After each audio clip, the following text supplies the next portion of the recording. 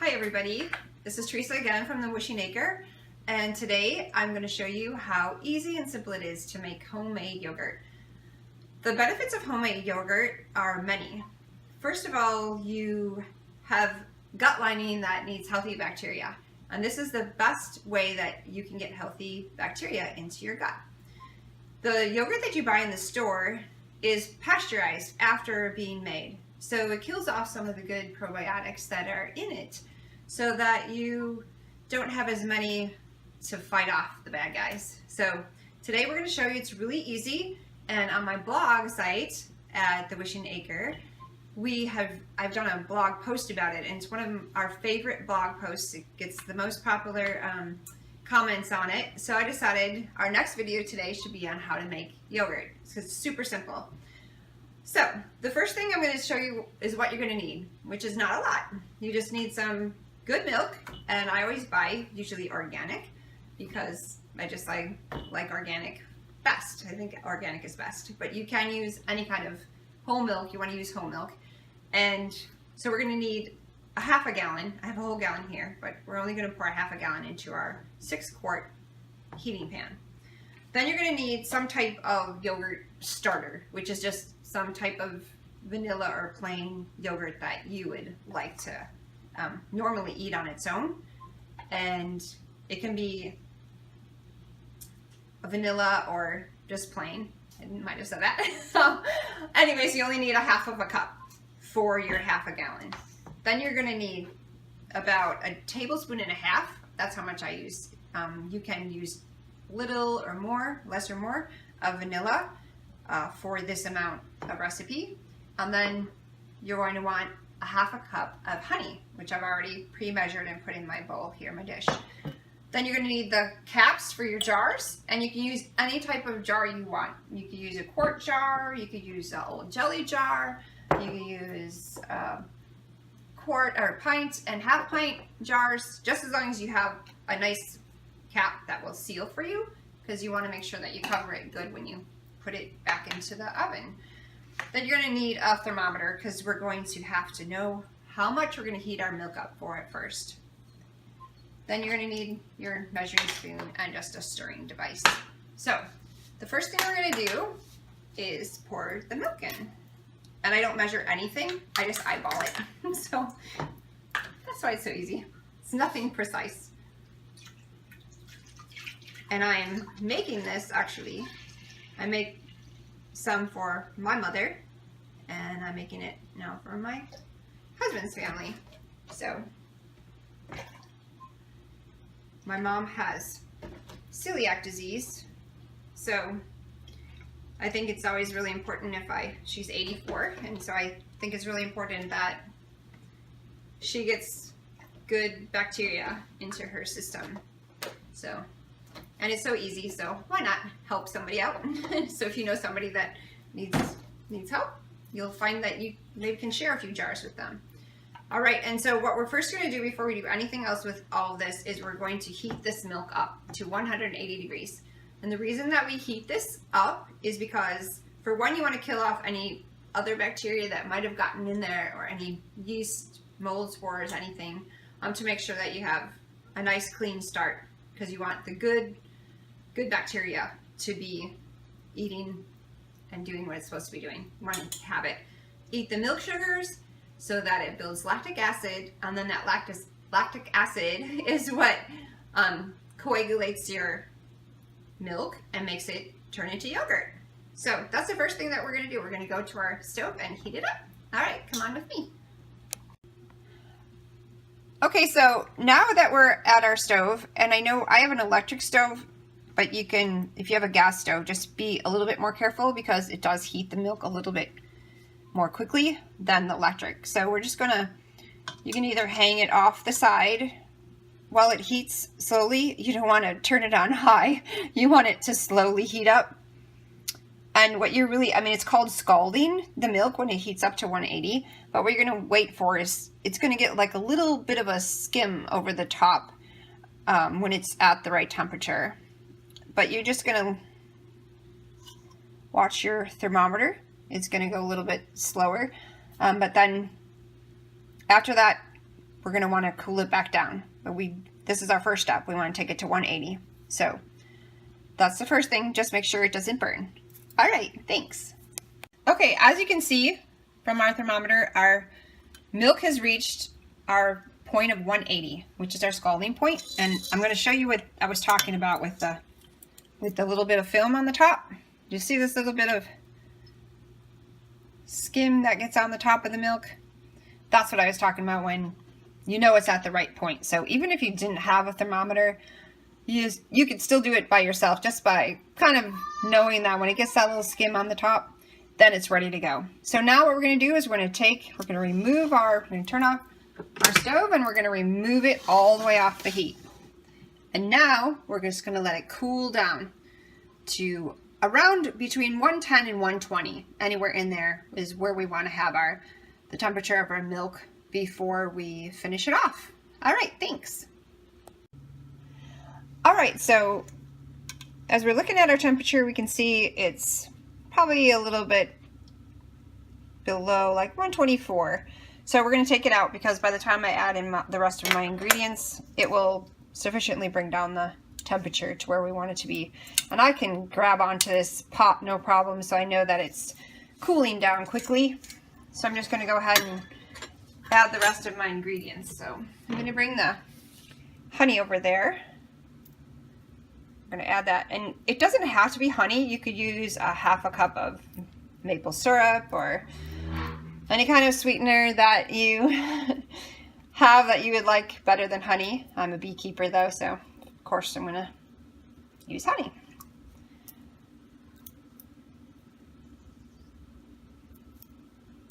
So I'm just going to mix that in, and then we're going to take our vanilla. I'm going to put that in there. I have a little bit of vanilla bean paste in there too, so gives a little bit of those vanilla bean seeds in there. Kind of makes it look nice. So we're just going to gently mix it in there, get it dissolved before we add the yogurt culture. And I was reading that you can do this with a yogurt culture and you don't even have to heat the yogurt anymore, or heat the milk anymore. I have never done that, so maybe in the future I'll try that. Save yourself a little bit of time. Apparently you can just leave it sit on your counter without having to worry about it. Which sounds kind of nice. I'm going to make sure I stir this good, because I want the honey to make sure it's dissolved in there, so that every jar tastes good. Alright, that's pretty good and smells good. So now what we want to do though is we want to take another separate little bowl. So you see I have another little bowl, and we're going to take some of our milk out with a ladle. Just a ladle or two. Put it in our bowl. And stick that back in there. And then we're going to take our yogurt starter. We're going to very gently put it into and again, I'm not measuring. It's around a half a cup, more or less. Not too worried about it. I've done this many times. It always turns out. So I'm just going to mix it gently. You don't want to whip it in there really good. You want it to, unlike my last video, you want to just stir it gently so that every little jar that you have has a little piece of the yogurt starter in it. You'll see what I mean. So that looks pretty good. That's about, I don't know if you can see the consistency of that. You just want a couple little bits of yogurt culture in there. Alright, so then we're going to gently put it back into our main pot of milk. Alright, get this stuff out of the way. Now the rest is pretty simple. All we're going to do is gently kind of swirl it around, not stirring vigorously at all. Just kind of gentle motion. And we're going to take our jars, again, whatever kind of jars that you desire, and we're going to just ladle them into the jar. And did you see? So You want little bits of the yogurt culture to go into each one of your jars. And you'll see as you pour it that you'll get some in every jar. See a couple of them went in there. You can tell when you pour it. Looks kind of lumpy.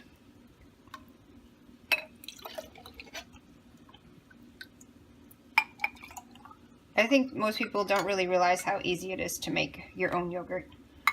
And so I was reading how to flavor your yogurt because I just keep mine vanilla because I like vanilla.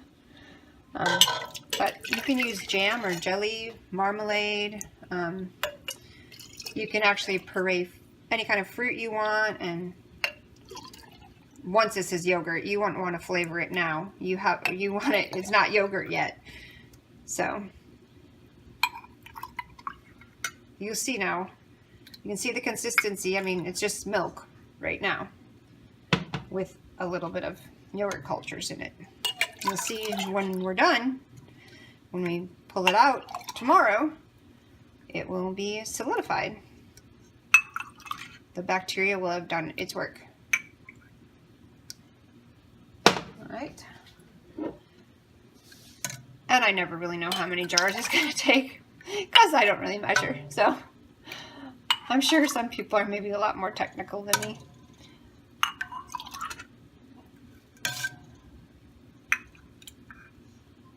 And you'll probably want to wipe this off. I'll get that in a minute.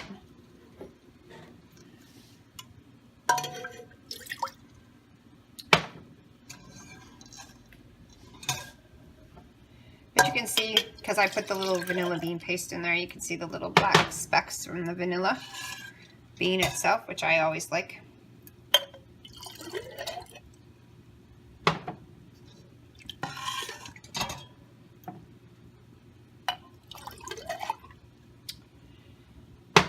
And it doesn't matter, like when you're canning, it matters how full you have your jar when you're making yogurt. It doesn't really matter how full you have it. So this jar, the flash jar, is actually not going to be able to be filled the whole way. But it'll still work.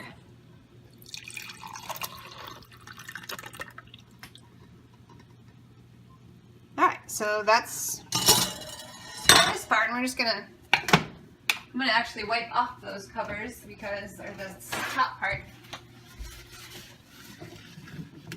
because I just like it to be a little neater when it goes into the water bath. It's gonna sit in a water bath, but not like when you can it. It's not gonna be hot like that.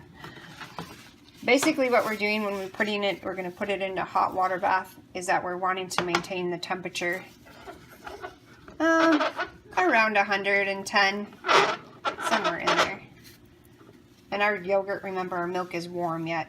So basically we're just wanting to keep our milk at this temperature while it cultures. So just quickly do this, wipe it off. Don't worry, you don't have to be too fussy about it. Just kind of getting the extra milk off the top. And we're just gonna, you don't have to worry about how tight or anything. It's just basically get the cover on.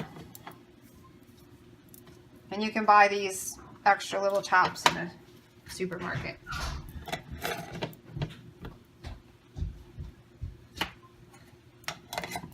All right. So the next thing we're gonna do is we're gonna take these jars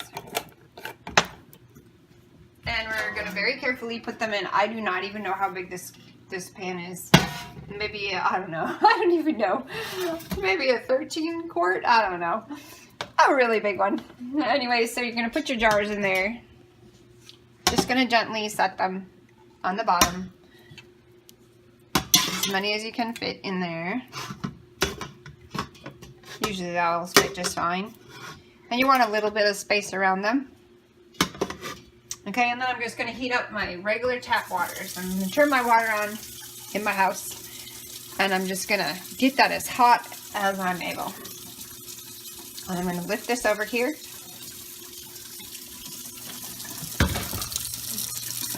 And still not hot.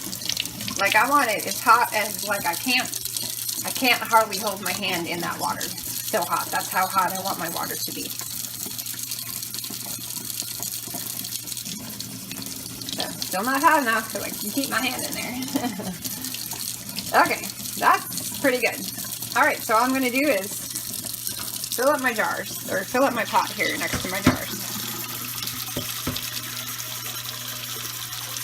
And I don't want to go over where the lid is, so I'm just going to bring it up to whatever is the shortest jar that I have up to that. So I have a half pint in here. That's the shortest jar, so I'm going to take it to the top of that. And it'll be fine. Your bigger jars will work fine. The pint jars will work just fine. Okay, so now that we have the water up to the top of your smallest jar, which this is right here at the bottom of the lid, we're going to cover it with some kind of small towel. And we're going to bring it into the oven on the top rack. If you have a gas stove, you don't need to do anything, but with an electric stove, you're going to need to leave the light on, and you want to push it kind of back there near the light where your light is. And you're going to want to culture that now for between 12 and 24 hours. I like to do mine for 24 hours because it just always seems to give me a little bit of a thicker yogurt. So the longer that you culture it, usually the thicker that it will be. So we're gonna check back again. We're gonna leave it just like that. And since we have a lot of people here, go in and out, not all the time, talking to each other just because everybody's so busy, I usually put a sign on the outside of my oven. So I would close the door and then I hang a sign either here or up here so that everyone can tell that we are making yogurt. We're in the process. So anyways, we'll be back then tomorrow and we'll see what it looks like. Thanks. All right, so this is the next morning and I've brought my yogurt out of the oven. And so I've had it in there around 20 hours so far. Again, you can do anywhere between 12 and 24 hours. I found that the longer that you leave it sit and culture, the thicker it usually is. So here we have our towel. We're going to take that off. We're going to remove that. And then I'm going to mention that once before I went to bed, I took all of my jars actually all the way out of the canning pan here, and I dumped out the water, and I actually got new hot water, and I put it back in here, and then put the jars back in, then put the water in there, and made sure that I maintained my temperature at 110 through the night. So now it's good to go. So I'm going to just tell you, when we open this, that we're going to have whey that's going to actually have separated onto the top of our yogurt. So I don't know, it's hard to see because it's a clear liquid, but we're going to just dump that off. We can dump it into the sink. I'm just showing you this way so you can see. But you can see now, hopefully you remember that it was just milk when we put it in there, and now look at the bacteria cultures have actually turned it into yogurt. You can see it's nice and thick now. And so it's going to thicken up as you put it into the refrigerator. But the more that you dump the whey off, because the whey will continue to come out as it sits. So if you leave it sit some more, it will continue to come out. And if you would actually like to make Greek yogurt, that is how they make Greek yogurt. They just take this basic yogurt and they strain it through cheesecloth a couple times. So they would take this and take some cheesecloth, and then you'd pour it into a bowl and you'd strain it a couple times, and then you get that nice thick Greek yogurt. So it's nothing special about Greek yogurt, it's just that it's been strained a few more times. If you'd like to do that, it's perfectly fine. But for now, I don't mind it like this, so I'm just gonna use it like this. So, all right, as you can see, it's gotten thicker. It's not as thick as I probably want it to be, because I didn't have a Greek yogurt when I started. I couldn't find the Greek yogurt that I usually use, so I just got another one that I have used before, and it turns out pretty good. But it definitely is not as thick as I normally would like it, but it will thicken up again when you put it in the refrigerator. But this is actually the way in Ayurvedic medicine that you would want to use this yogurt, because there's the most bacteria, good bacteria, healthy for your gut, in this yogurt right now before we put it in the refrigerator. And many people in many countries partake of this type when it's still warm because it has the most bacteria that you're ever going to get. Once you refrigerate it, some of those good bacteria will actually die. So if you have a lot of gut issues, I would suggest actually eating it right now before you put it in the refrigerator. So we're gonna just pour some, spoon some. So it's about the consistency of like your egg custards, and it's a little bit different right now just because it hasn't been in the refrigerator. So if you haven't ever had an egg custard, you're going to it's going to be a little different, just so you know. But it is definitely worth eating. Very, very good for you. So, all right, so I'm just going to show you the favorite way that I like to eat this yogurt. My favorite way is to put my favorite granola. We're just going to put some on top of there. It tastes awesome with granola. It's one of my favorite ways to eat yogurt.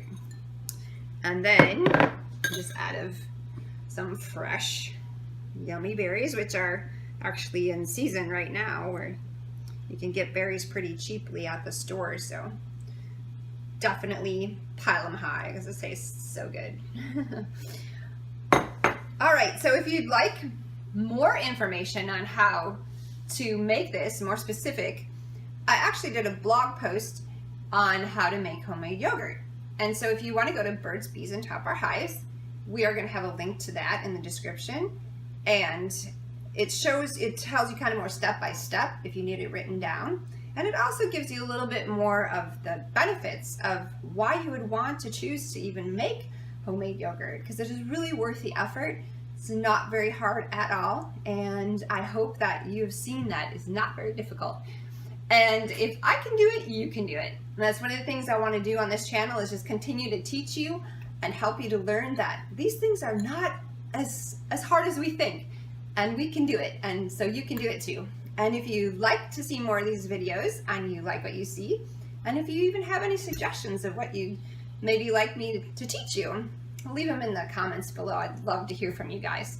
So hit the subscription and the notification button, and I've had a lot of fun, and now I think I'm gonna go eat my yogurt. Thanks. Don't forget, be kind. Bye.